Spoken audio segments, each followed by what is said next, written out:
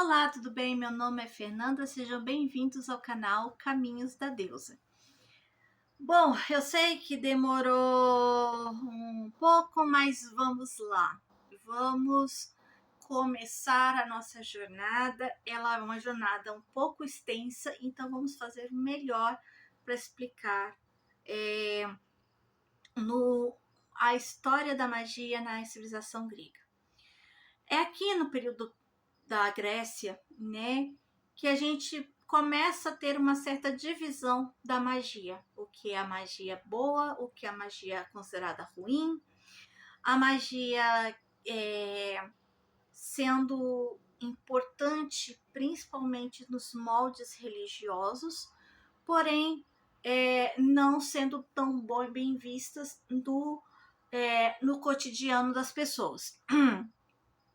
Temos também a presença marcante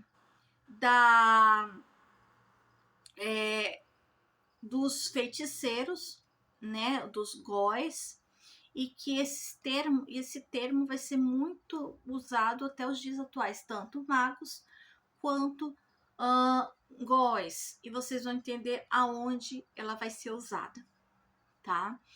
Temos também esses conhecimentos mágicos, eles vão sendo propagados principalmente no período helenístico da Grécia, né? Que é onde ela começa certo declínio e que ela chega realmente a sua total aversão no período romano. E que isso se estendeu até os dias atuais, principalmente com o surgimento do cristianismo como religião, tá? A magia, ela vem com os sacerdotes, né? Os sacerdotes zoroastras, né? Que eram os magos, e que na Grécia elas passam a ter o termo góis, como eu disse, né? Eles eram, em sua grande maioria, conhecedores da alquimia, da astrologia, da prática de magia, né? E que eles também tinham certa parceria, conluio com alguns sacerdotes e alguns conhecedores da magia, tá? Nós temos também nesse conluio, nessa ideia, o oráculo, a vidência e a adivinhação. A gente tem um exemplo muito grande, que é o oráculo de Delfos, né? Temos também as deusas que têm conhecimento da vidência, oráculos, né? Temos também a manipulação do divino, muito comum dentro dos templos sagrados. Temos também a parte da saúde, que era a cura dos curandeiros, né? Os milagreiros, os purificadores. Então, tudo isso daí era considerado magia, né? E tem-se alguns registros de pessoas que poderiam ter algum vínculo mágico. É muito interessante. Dentro dos templos, a gente tinha dois tipos de magia. Temos a magia ligada ao público, que eram os rituais públicos, e tinha os rituais particulares. Essas magias eram muitas vezes praticadas pelos sacerdotes, né? E eram comuns na vida do cotidiano dos gregos, né? Essa magia praticada dentro dos templos era muito importante, por quê? Porque era uma forma de conectar o divino ao humano. Por isso, uma forte ideia de que de manipulação dos deuses, tá? Então, essa manipulação dos deuses não era muito bem vista para muitos filósofos, muitos historiadores. Por quê? Porque com a manipulação divina, muitas das práticas mágicas eram tratadas como algo egoísta, algo como negativo, né? Eles eram muito individualistas, porém existia a invocação dos deuses para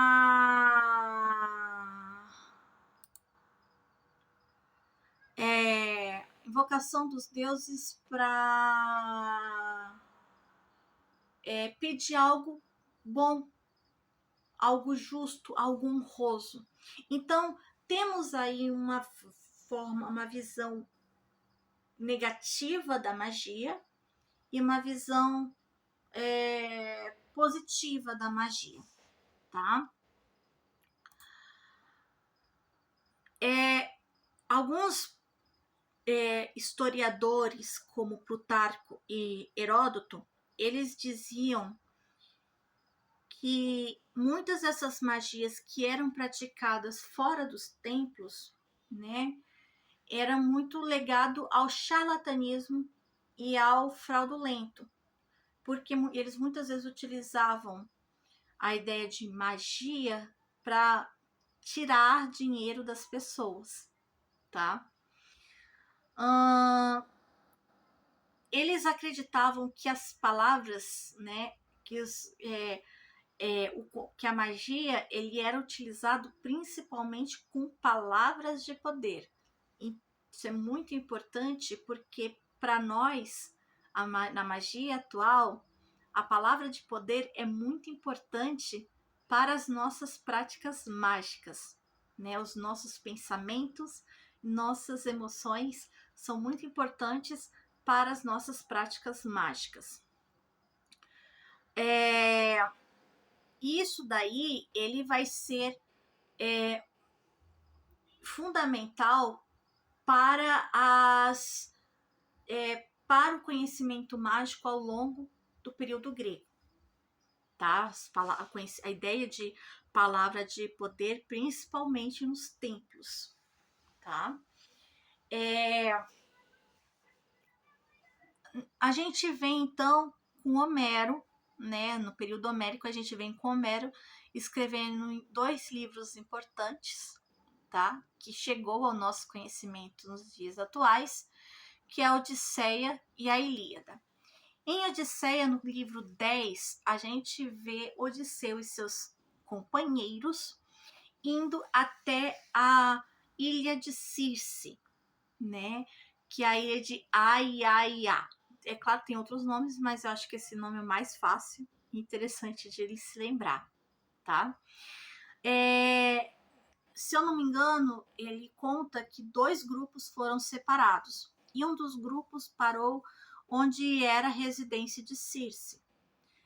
Eles então entraram e no meio de bebedeiras, de comida, ela com sua varinha transformou os homens em porcos. Uma das pessoas que não entrou lá voltou correndo e contou para Odisseu o que havia acontecido. Ele então precisava salvar seus companheiros. Então Hermes então vem em sua direção e ele o oferece uma erva chamada mole. E sim, essa erva ainda é considerada como mole. Se você procurar no Wikipedia, na internet, no Google, você vai achar a planta mole. Eu vou ler um trecho muito interessante que fala sobre o momento em que Hermes deu essa erva para Odisseu. Hermes é o deus que protege os homens, tá? E depois de enumerar os perigos que eu ia correr, arrancou do solo uma ervazinha de raiz negra e de flor branca de leite, que chama a erva da vida, e dando-ma Explicou-me que essa planta humilde e modesta tinha o poder de evitar que a minha sorte fosse igual à dos meus camaradas. Então, se surge aqui, então, a primeira bruxa que nós podemos considerar como bruxa, Circe, uma titã. E ela, muitos dizem que ela é uma das primeiras bruxas na história mitológica. Temos também na Ilíada uma passagem que Homero conta sobre o cinto de Afrodite, né? Aí a gente vem com um amuleto mágico, um instrumento mágico, assim como a varinha de Circe, a cinta de Afrodite, que ela tinha o poder de incitar a paixão, né? A paixão assim, carnal.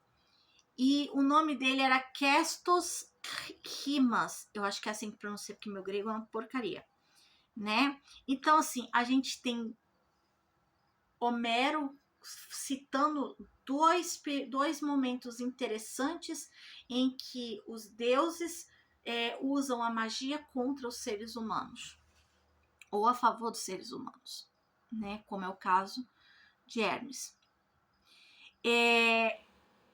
A gente também tem a presença dos magos no livro, na peça de Helena de Eurípides, né? Em que Helena, né, através do aparecimento de Helena, surgiu através de drogas da artes dos magos e ataques secretos dos deuses, tá? E muitas vezes eles eram contados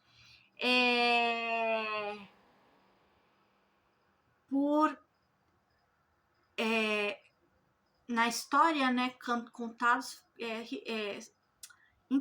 conectados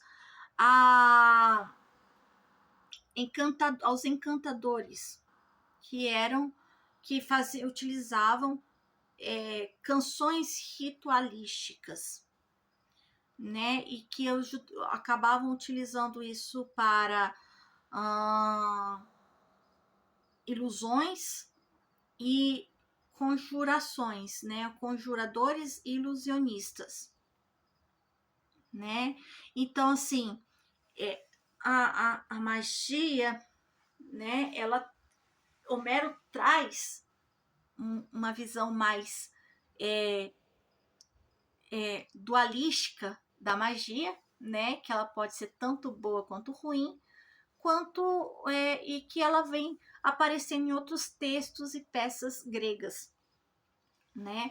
A gente tem, por exemplo, o uso da magia do amor e do charme das musas, né? As musas, que é muito conhecida pela arte do conhecimento, das músicas, das artes, né?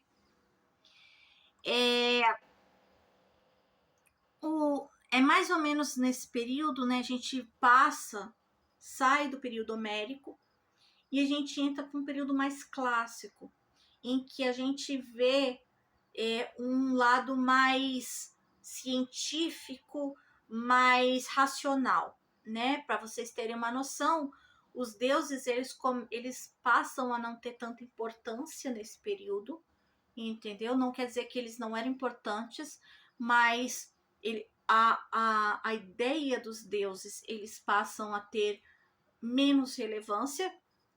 A gente vê aí na questão da filosofia, né, dos filósofos gregos, né, Sócrates, Platão, né, a gente tem aí a busca da racionalização, né, e a gente vê a ideia, inclusive, da magia de um ponto mais negativo no texto da República, de Platão. Mesmo, como eu disse, ele tenha exaltado a importância dos magos na sociedade grega, ele não via a magia como uma coisa boa, ao contrário. Ele acreditava que os praticantes de magia, né, os maus magos, né, que ele dizia, né, aqueles que usavam a magia de forma negativa, eles tinham que ser trancafiados e pegar prisão perpétua. Aqueles que persuadiam os deuses utilizando orações, encantamentos e sacrifícios, né? Então, assim, de certa forma, ele vê a magia já de um ponto mais negativo, tá? Ele não gostava, eles realmente acreditavam nesse ponto mais racional que os magos e os góis, eles eram pessoas maléficas, eles eram pessoas que realmente utilizavam a sua posição religiosa na sociedade para praticar algo ruim, mesmo que antes ele tenha, sim, feito elogios aos magos bons, né? Os magos bons.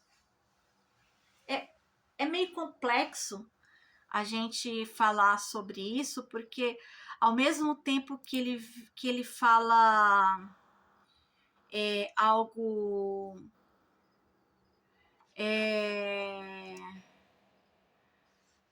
que ele fala algo ruim da magia, algo ruim dos magos e dos góis, ele reconhece que os bons, eles têm uma influência incrível na sociedade. A gente vê esse lado negativo da magia, principalmente ligada aos oráculos, que a gente lembra que a magia principalmente ritualística era ligada aos oráculos, à evidência e à adivinhação na história de Édipo Rei, né? Eu não preciso contar a história de Édipo Rei, mas a gente vê a forma como os deuses, de certa forma, utilizam a sacerdotisa para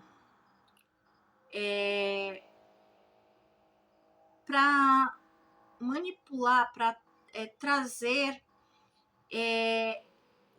as coisas ruins, as ideias ruins de que o filho poderia matar o pai e se casar com a mãe.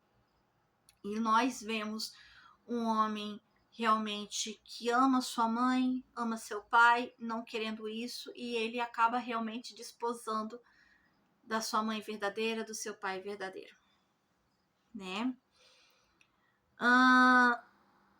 Existe também aí, nesse período clássico, para helênico, né? A ideia do charlatanismo para cura de doenças, né? Existe um texto anônimo, né?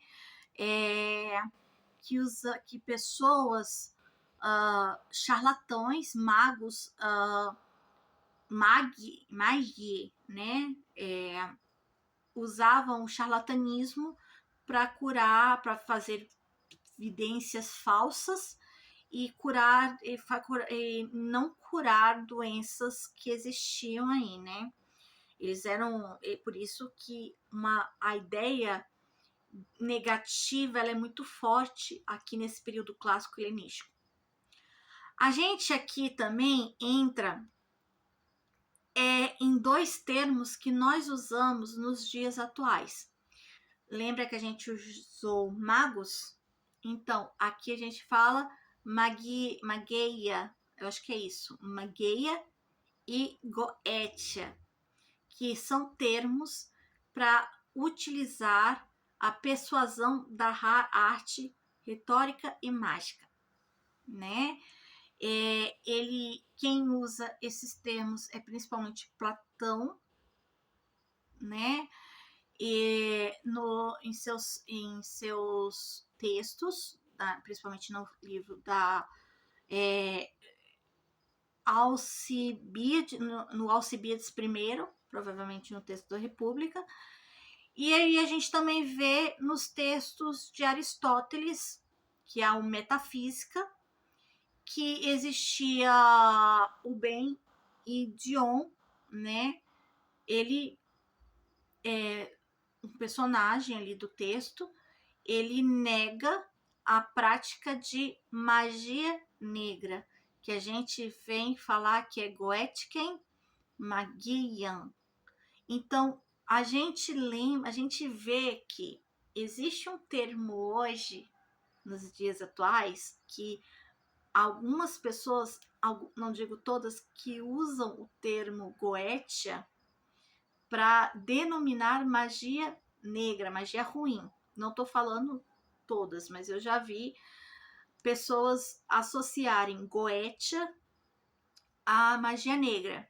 Então, a gente tem uma certa influência, certa ideia da magia negra, Goethe Magien, aqui nesse período clássico grego, tá?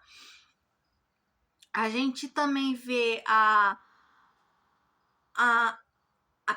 questão dos deuses sendo manipulados aqui nos textos, nos livros de Platão, de Aristóteles, né? Por exemplo,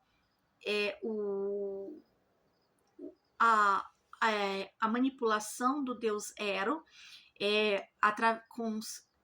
pelos sacerdotes, através dos sacrifícios, dos encantamentos e ritos a ele, né?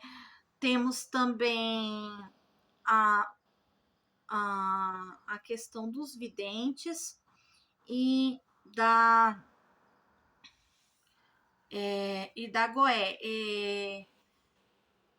da magia, que também leva o termo Goetia, tá? Acho que a gente usa um termo muito interessante que também é usado nos dias atuais, que eles usam o termo Gois para feiticeiro, então é nesse período que a gente tem um termo mais consolidado de Gois para feiticeiro. E também temos o farmaqueus, que eram os bruxos. E qual é o termo que a gente usa também para farmaquia, farmaquia?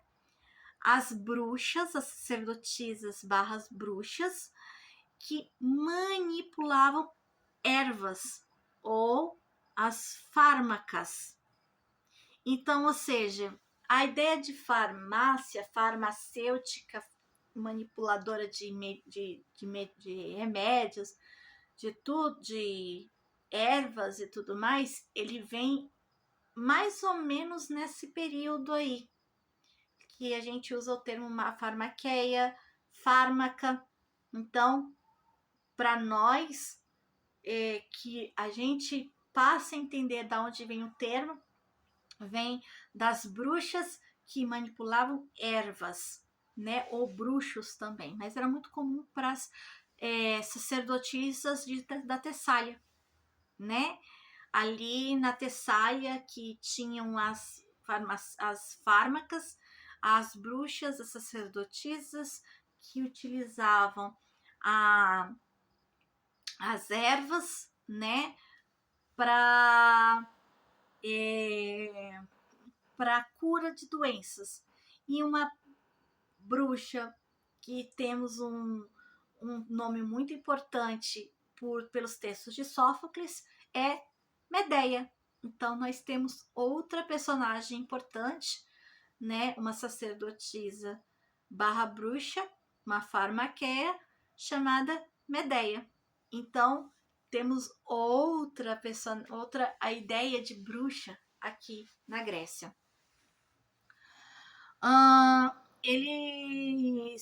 Elas usavam muito os cortes, né, das ervas, e elas faziam muito cantos e ritos para Hecate.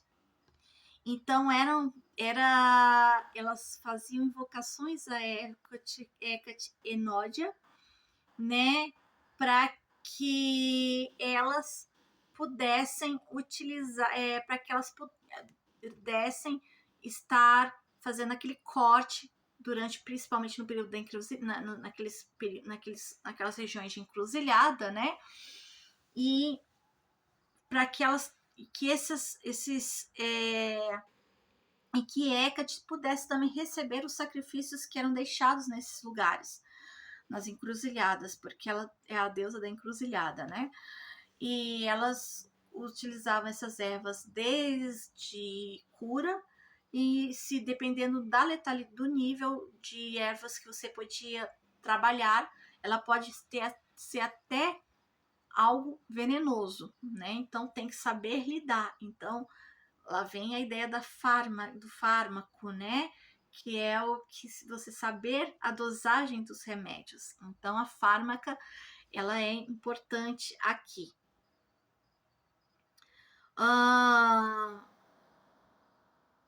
Então assim, a gente vê aqui nesse período grego, clássico e helenístico, né? A, a magia como uma forma negativa. E também a gente vê algumas figuras importantes tendo algum certo conhecimento mágico e que eles não eram ligados nem aos magos e nem os góis. A gente tem um exemplo muito interessante que eu vou descrever aqui o que está, por que ele é interessante. Por exemplo, no registro de Aristóteles, ele, ele falava sobre o Pitágoras. Quem não conhece o matemático Pitágoras, né? A gente tem até hoje algumas das coisas de conhecimento matemático que é ensinado nas escolas graças a ele. E dizem que Pitágoras ele tinha ele podia fazer atos mágicos porque algumas coisas aconteciam com relação a ele que ninguém tinha explicação. Por exemplo, ele podia ser visto no mesmo horário em duas cidades. Ele existia uma águia branca que sempre estava com ele, que o pedia para que o acariciasse, né? Existia um rio que toda vez que ele passava por perto, ela o saudava desse jeito: salve Pitágoras. Ele podia prever que um homem morto seria encontrado em um navio. Ele foi capaz de prever que um homem morto seria encontrado num navio entrando em um porto. Ele também foi capaz de prever a aparição de um urso branco e declarando que ele estava morto antes que o mensageiro o alcançasse com a notícia. E morder uma cobra venenosa até a morte, né? Ou seja, ele capaz de controlar os animais, né? E transcender o espaço-tempo, né? Então, ou seja, ele tinha esses dons mágicos, para vocês verem o quanto para eles isso era uma coisa assim fantástico, né? Quando a gente chega no período helenístico, a magia ela ainda está assim em um seu ponto bem em ebulição, ele está forte, né? A busca pelo conhecimento mágico é muito grande. Tá meio confuso, mas vocês vão entender por quê. Porque é o seguinte, a magia ela vem introduzida pelos magos, tá? A gente passa por um período em que pessoas com ideias racionais elas não aceitam, elas veem a magia como algo que atrasa a vida, algo ruim, algo que realmente não era interessante de se trabalhar. Ao mesmo tempo, ela tinha uma visão de algo incrível, algo importante. Termos que nós conhecemos até hoje e utilizamos, elas vêm surgindo com força aí, como é o caso da Goetia, Mageia, Farmaqueia, né? Aqui no período helenístico a gente entra, ela tá realmente em ebulição, ela tá realmente forte. Isso foi uns 3 séculos antes do nascimento de Cristo. E aí a gente começa a surgir vários textos mágicos. E é nesse período que uma coisa muito importante surge, que são os papiros mágicos. E o que são os papiros mágicos?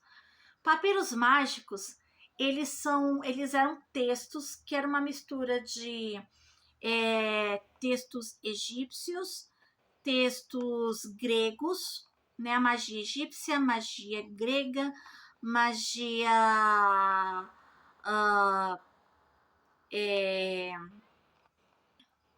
dos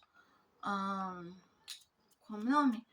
Dos persas. Então, assim, era uma mistura de todos os conhecimentos mágicos.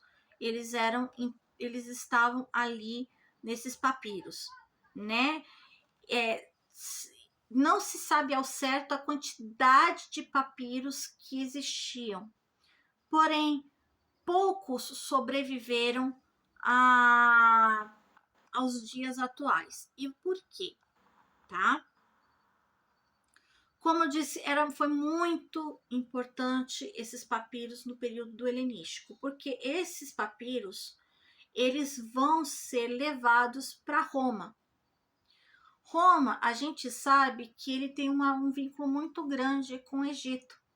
Então, nesses períodos, primeiro a gente tem primeiro a ligação dos gregos com o Egito.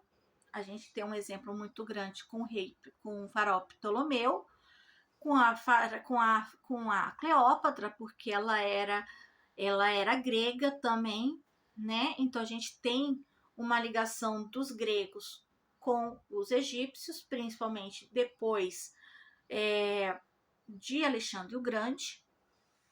E aí, posteriormente, tem a ligação de Roma com o Egito, que é com o Júlio César e com Marco Antônio. E o Cesário, que é filho de Cleópatra com Júlio César, né? A gente vê aí, então, nesse período romano, começa, então, eles passam a ter recebimento da magia, e é mais ou menos nesse período, perto do nascimento de Cristo, né, que começam as proibições da magia. É nesse período também que a gente começa a entender o caminho em que a Igreja Católica e a Igreja Protestante passa a perseguir os praticantes de magia. Lembrando que os praticantes de magia não eram exclusivamente pessoas que realmente faziam magia, mas eram aqueles que podiam manipular ervas, né?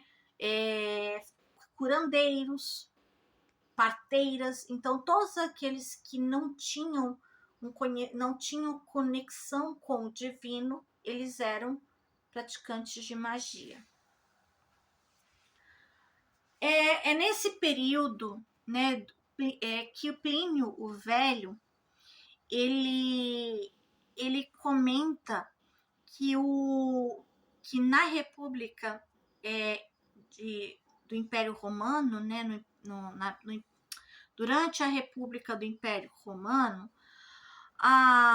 as pessoas passam a ter proibições no âmbito social.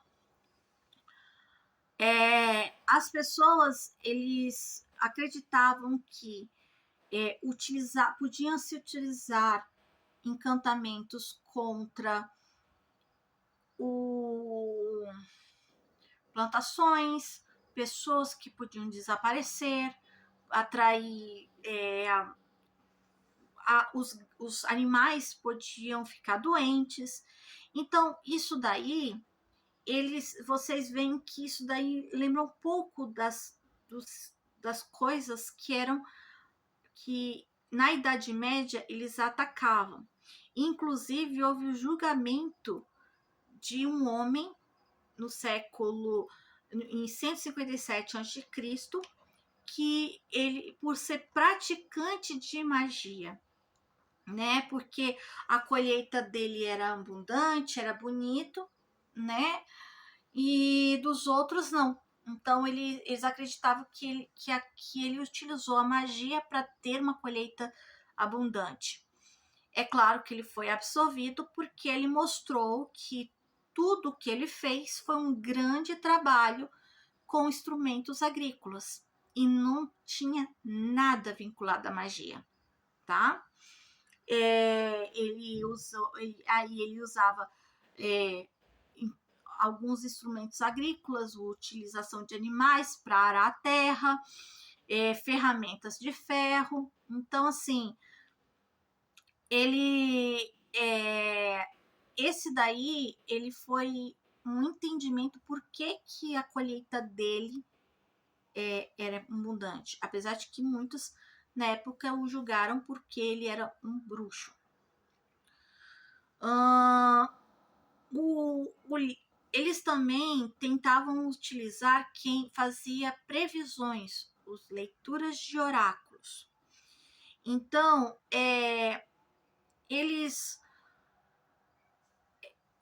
muitos acreditavam que utilizavam a magia para muitos soldados, muitos imperadores utilizavam a magia exatamente para fazer o mal, né? A gente vê aí, no caso, o Cícero, né?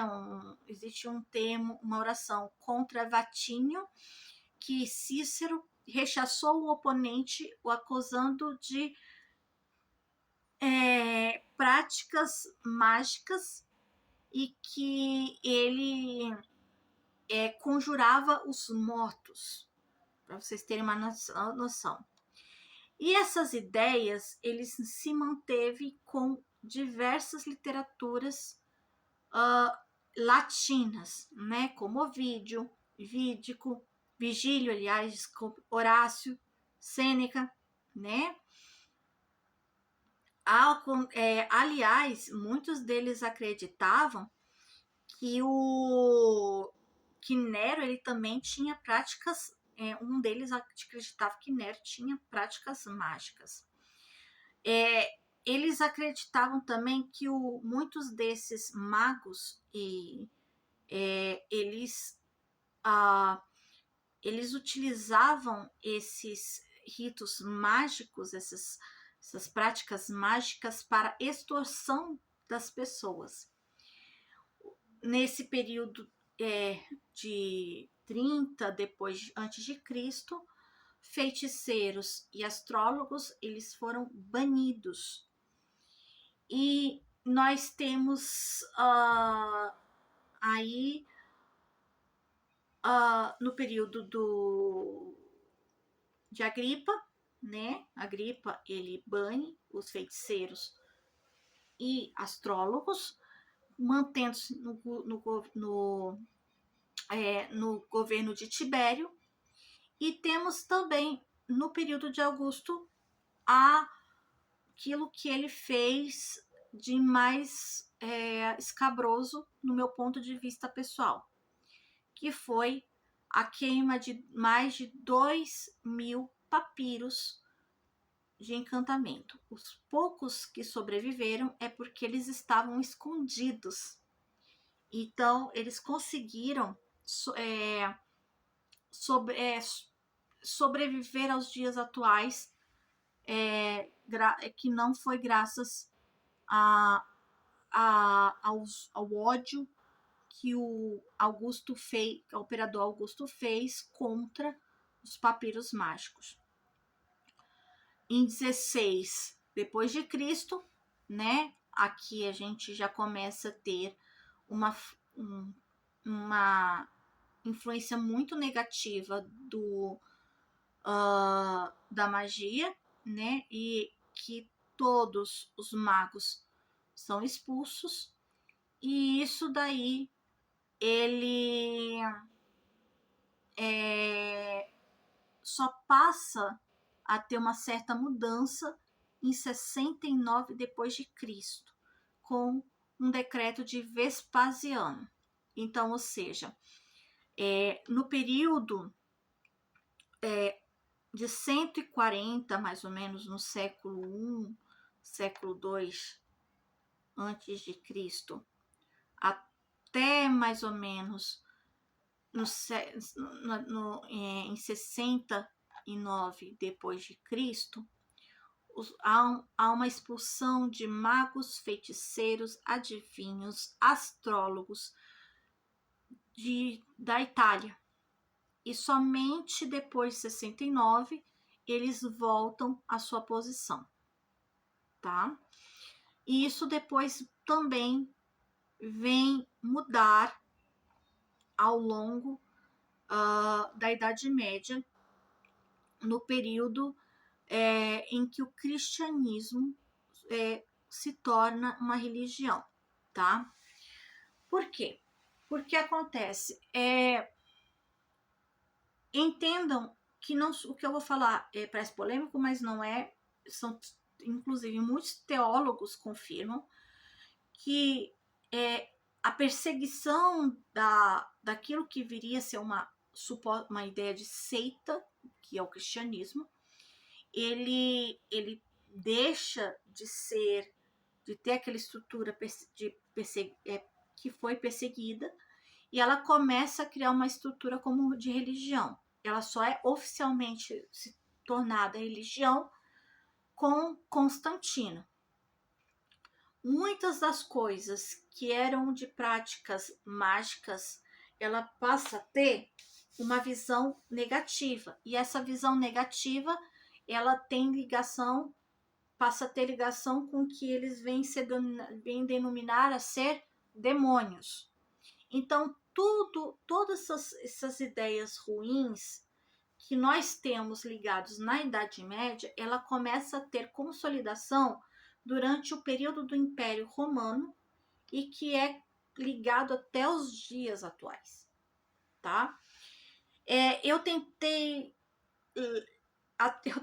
puxar aqui algumas coisas para ver se eu não esquecia nada de verdade, porque é muita informação. É muita informação mesmo. E assim, o fato de ele de ter essa queima de papiros, né, de qualquer coisa que venha a ser ligado às práticas mágicas, inclusive ela está muito explícito, principalmente no Atos dos Apóstolos, para vocês terem noção.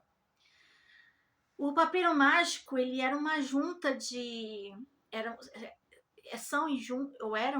e são uma junta de conhecimentos, de encantamentos, que infelizmente muita coisa se perdeu.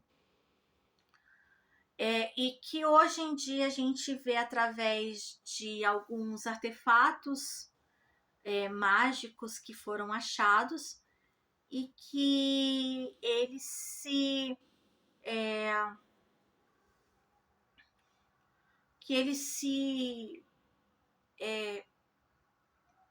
era muito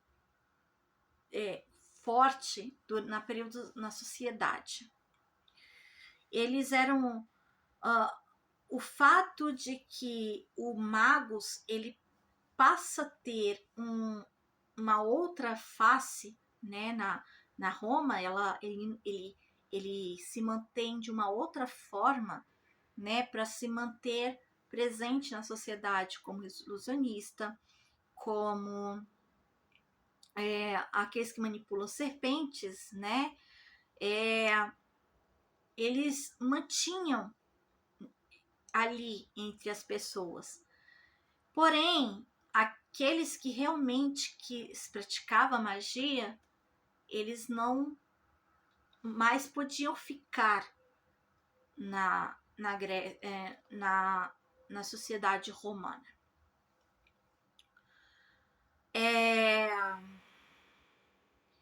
E assim, eles eram muito claros, os romanos eram muito claros. Aqueles que queriam insistir e manter ali na sociedade, eles tinham que estar preparados porque eles iam ser executados.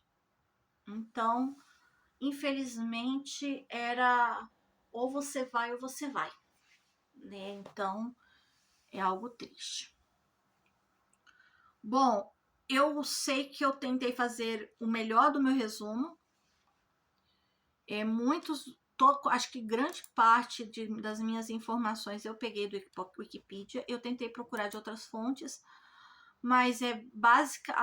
A maioria das fontes, elas possuem mais ou menos o mesmo texto, tá? Então não foge muito daquilo que eu pesquisei, que infelizmente não tem mais informações dentro de outros sites, além que o Wikipedia ele já está bem completo. Se alguém tiver interesse, eu super recomendo. Eu só não sei se eu vou pôr o site ou não, mas só você procurar magia na civilização greco-romana no Wikipedia, tá? O de português e o inglês, eles estão bem completos. Então, assim, vocês vão ver muito das informações que eu passei, eles vêm dali. Eu tentei colocar o texto bem organizado, tá? Então, vocês não vão assim, mas você copiou do Wikipedia. Não. Eu vi que no Wikipedia eles colocaram informações muito espaçadas, muito assim, misturadas. Então, eu tentei através de outros textos, eu tentei trazer um pouco do conteúdo, tá? E eu super recomendo o Wikipedia, porque, claro, tem muitas informações que eu não falei e que realmente vale muito a pena vocês estarem vendo lá. Sobre amuletos, sobre instrumentos, coisas de instrumentos mágicos, como tábuas de maldição e coisa do gênero, eu não vou falar nesse vídeo. Vai haver um vídeo só sobre questões, só sobre magia, tá? Sem um período específico. Então, mas vocês podem encontrar alguma coisa lá também, tá? Então, vocês não se preocupem, que vai ser falado sobre magia e sobre esses instrumentos mágicos. O que mais? Agora o próximo vídeo a gente vai falar um pouco sobre a bruxaria, a perseguição das bruxas e a execução das bruxas na Idade Média. Gente, vale ressaltar uma coisa: nem todas as mulheres que morreram como bruxas, elas foram queimadas vivas, tá? E uma coisa muito interessante que eu vou falar também é por que a peste negra, para vocês terem uma noção, é algo que está associado à bruxaria e que depois a Igreja Católica e Protestante teve que parar de perseguir os animais por conta da peste negra, que a peste negra é culpa da perseguição das bruxas, para vocês terem noção, tá? Eu espero que tenham gostado do vídeo. Eu tentei dar o máximo de atenção para vocês. Eu tentei trazer tudo que eu consegui lembrar, mesmo com a minha cola. E recomendo muito vocês verem o Wikipedia, porque grande parte das minhas informações foram de lá e que lá tá muito completo. E é claro, muitas das coisas que tem lá eu não falei e que é muito interessante vocês verem, tá? Um beijo e muito obrigada. Até o próximo vídeo.